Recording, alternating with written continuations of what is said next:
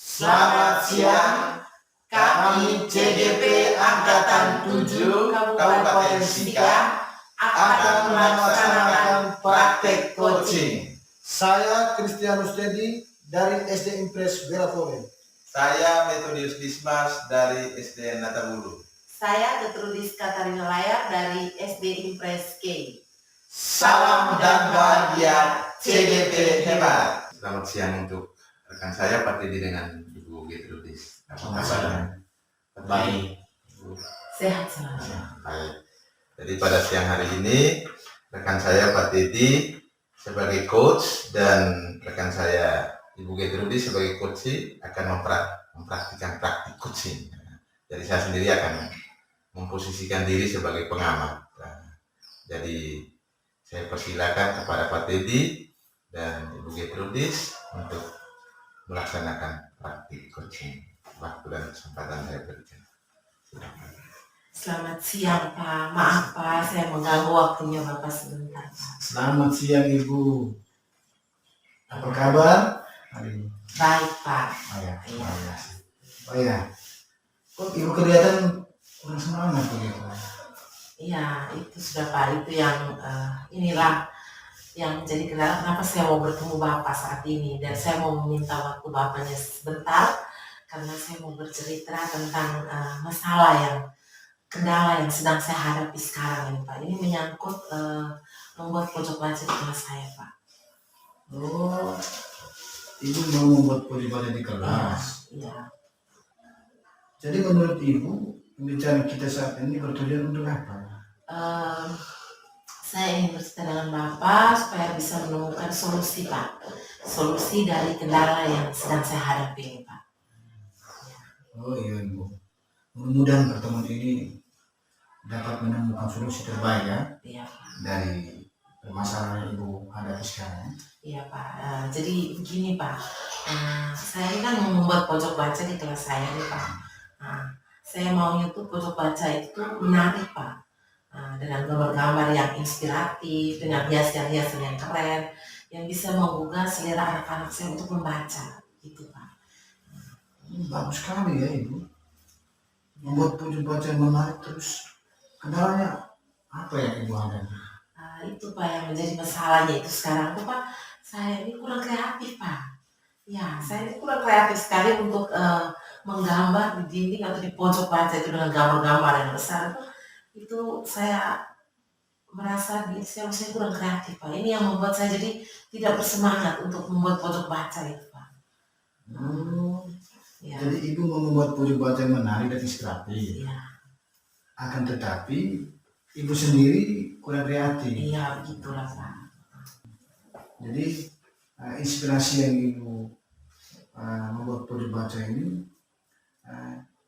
Ibu mau melukis di dinding ya? Iya. Apakah Ibu sudah berbicara tentang rencana membuat pojok baca ini dengan kepala sekolah dan rekan sejawat, terutama dengan murid-murid Ibu? Kalau berdiskusi dengan kepala sekolah saya sudah Pak. Saya sudah berdiskusi dengan kepala sekolah, dengan anak-anak. Tapi kalau dengan orang tua belum Pak. Iya. Bagaimana tanggapan kepala sekolah dan juga dengan siswa? Kalau kepala sekolah sangat mendukung dengan apa yang saya rencanakan ini untuk membuat pojok baca. Terus anak-anak sangat bersemangat sekali. Mereka senang karena mereka bakal memiliki pojok baca di kelas mereka. Karena selama ini tidak ada pojok baca Pak. Iya. Nah, Ibu sudah mendapatkan dukungan dari kepala sekolah dan murid-murid ya? Iya. Bahkan murid-murid Ibu sangat bersemangat ya? Iya Pak. Dan senang sekali karena akan membuat pojok baca yang menarik tuh nanti. Kira-kira selanjutnya apa yang Ibu pikirkan untuk membuat pojok baca ini menarik dan penuh kreatif? Supaya pojok baca ini menjadi menarik dan kreatif, itu saya berpikir bahwa itu tadi Pak, saya harus menggambar gambar-gambar yang inspiratif. Harus ada gambar-gambar yang inspiratif, terus ada hiasan-hiasan yang menarik, yang ditempel di dinding dengan warna-warni yang bisa ya memotivasi anak Pak, seperti itu. Ya, itu yang saya pikirkan Pak. Mantap sekali Ibu tuh. Ya. Yang sangat luar biasa. apalagi warna-warni yang bagus, Ya. hias-hiasan yang keren, ya, itu pasti membuat anak-anak tambah tertarik ya. Iya. Lalu selanjutnya hal apa yang atau langkah-langkah apa yang ibu pikirkan untuk membuat pojok baca? Mungkin yang pertama yang saya lakukan, mungkin saya harus mencari dulu gambar atau model pojok baca itu dari YouTube, dari YouTube atau dari Google, ya. Terus mungkin juga saya bisa mengajak orang tua ya, Pak, ya. Saya bisa mengajak orang tua untuk berdiskusi bersama, karena menurut saya ada orang tua yang kreatif, Pak, bisa menggambar. Jadi mungkin saya mengajak orang tua untuk kami berdiskusi bersama untuk bisa membuat pojok baca ini, Pak. Wah, luar biasa ibu. Saya sangat sepaham dengan ibu. Ibu punya semangat, bisa berkolaborasi dengan orang tua.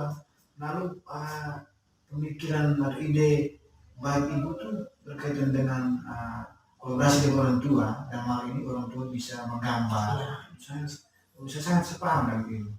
Lalu ibu kapan yang bisa lakukan itu? Saya berpikir bahwa secepatnya, Pak, mungkin lusa saya sudah bisa berkomunikasi, berdiskusi dengan orang tua, terus pelaksanaan pojok bacanya mungkin dalam minggu ini sudah bisa, Pak, ya. Karena ini merupakan kebutuhan anak-anak saya, ya, menurut saya. Jadi harus sesegera mungkin. Kira-kira siapa yang ibu libatkan untuk melakukan apa yang ibu rencanakan?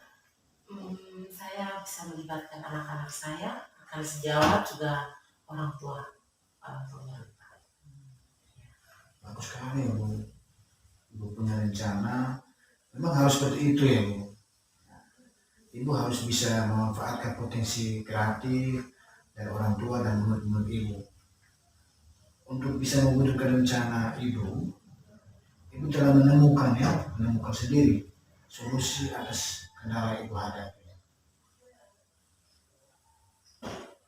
Ya Pak, terima kasih ya Pak ya sudah mau mendengarkan keluhan atas kendala yang saya hadapi Pak. Nah, sekarang saya jadi tahu apa yang harus saya lakukan. Apa yang harus saya lakukan agar pojok-pojok baca yang menarik itu bisa terwujud dengan gambar-gambar dan hiasan-hiasan inspiratif tadi Pak. Ya. Baik, luar biasa Ibu punya ide kreatif. Selama diskusi kita kurang lebih beberapa menit, namun punya hasil yang sangat positif, terutama Ibu punya kreatif, punya ide untuk membuat pojok baca.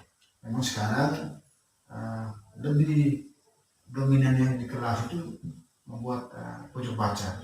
Hal yang penting ini karena menurut kita di SD itu lebih semangat ketika melihat perubahan yang ada di sekolah di kelas itu, terutama misalnya seperti punya kreatif tadi menyangkut hias-hiasan dinding, lalu dengan gambar-gambar yang menarik, itu sangat luar biasa. Baik Ibu, kurang lebih kita diskusi beberapa menit ini, mungkin ada perasaan yang Ibu rasakan. Ya, saya merasa lega sekali ya Pak. Ternyata saya sendiri menemukan solusi dari apa yang saya kendala, dari masalah atau kendala yang saya alami. Ya, saya menemukan solusi. Oh, ternyata ada orang tua yang harus saya ada kolaborasi. Ya, harus ada orang tua yang harus saya kolaborasi karena orang tua juga ternyata punya potensi. Ada orang tua yang punya potensi untuk menggambar kreatif. Jadi saya merasa lega dan merasa senang sekali karena Pak juga sudah meluangkan waktu untuk mendengarkan apa yang menjadi kendala saya. Ya, Ibu adalah orang yang penuh semangat, luar biasa. Jadi saya yakin Ibu pasti bisa ya, dan bisa menjadi contoh di kelas ya, bagi rekan-rekan sejawat di kelas, dan juga sebagai seorang yang sukses ya. Selamat ya Bu ya, luar biasa. Terima kasih banyak, semoga nanti saya menunggu perubahannya Ibu ketika kita diskusi ini. Dengan senang hati saya menunggu untuk kita bisa berbagi tukar pikiran. Baik, saya pikir itu saja. Terima kasih Bu. Iya Pak, terima kasih banyak Pak untuk waktunya. Selamat siang Pak.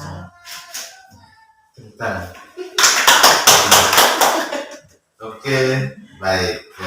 Terima kasih untuk Pak Teddy sebagai coach dan Ibu Gertrudis sebagai coach. baik saya akan menyampaikan 1-2 hasil pengamatan saya terhadap Ibu Gertrudis dan rekan saya Pak Teddy. Baik, pertama-tama tentunya saya berikan apresiasi untuk berdua. Kenapa saya berikan apresiasi? Karena satu, jalannya percakapan itu natural saja, alami saja. Kemudian selain alami ada keseriusan di sana. Lalu dari sisi alur kita, semua pertanyaan dari coach itu juga nampak. Dari sisi tujuan, identifikasi, rencana aksi dengan tanggung jawab. Tadi ada komitmen itu tentang pojok baca. Lalu saya sedikit melakukan pengamatan juga dari sisi kompetensi coaching. Presence-nya itu, kehadiran penuh dari berdua sudah hadir dalam kondisi presence, fisik, pikiran dan hati itu selaras. Kemudian yang kedua itu mendengarkan aktif atau dengan kata lain itu menyimak. Jadi coach juga lebih banyak mendengarkan coach tanpa asumsi dan juga tanpa pelatihan tertentu, tanpa ada judgment. Jadi kemudian coach juga sudah mengajukan pertanyaan berbobot untuk menggali potensi coachnya. Sehingga tadi ada program pojok baca itu. Kemudian ada rangkuman tadi. Kemudian tidak ada pertanyaan tertutup. Itu misalnya dimulai dengan kata mengapa itu tidak ada. Itu luar biasa. Kemudian ada suara juga positif baik coach maupun coaching.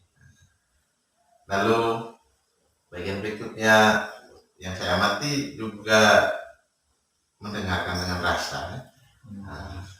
Resipnya itu saya lihat saling menerima ucapan, coach juga menerima ucapan itu dengan mengambil kata kunci dari coachingnya.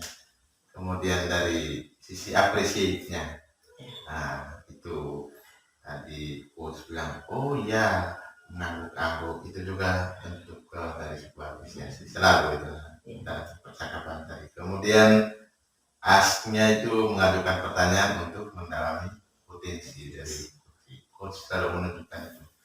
Dia selalu mengajukan pertanyaan supaya coachnya itu bisa menggali potensi, coachingnya itu bisa menggali potensi dirinya. Kemudian summarize tadi, rangkuman dari seluruh percakapan, dibuat rangkuman apa yang direncanakan.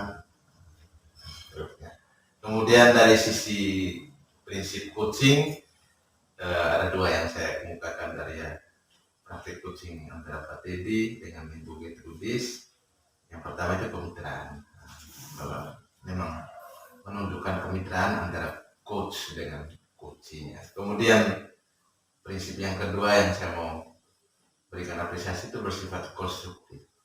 Karena coach itu mampu mengembangkan potensi yang dimiliki oleh coaching. Jadi itu saja mungkin catatan penting dari saya. Dan terima kasih untuk rekan saya Pak Teddy, terima kasih untuk Ibu Gertrudis. Akhirnya.